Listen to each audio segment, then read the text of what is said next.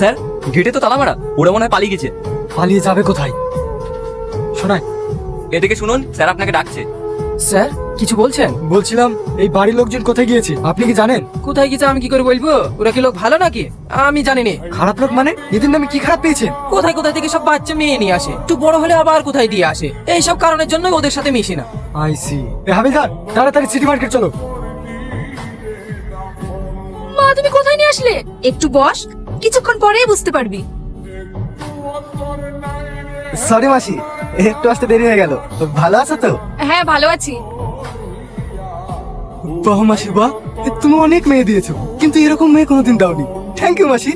এবার তো মার্কেটে আগুন লেগে যাবে। কি আপনি আমার গায়ে হাত দিচ্ছেন? ওরে বাবা, এ তো বিশাল ঝাঁঝরে। শুধু ঝাঁজ দেখলে হবে না, 10 বছর ধরে মানুষ করেছি। আমি 20 লাখ টাকা বলেছি, 20 লাখ টাকাই লাগবে। 20 লাখ টাকা না মাসি, আরো 2 লাখ টাকা ধরে দেবো। এই চল। চল চল না মানে। মা তুমি এই বদমাইশের কাছে আমাকে বিক্রি করে দিলে। মা তুমি আমার করো না মা। আরে পাগলি, তুমি কাঁদছো কেন? এটাই তোমার ব্যবসা। ব্যবসা না করলে তোমার ছোট ছোট বোনগুলো খাবে কি?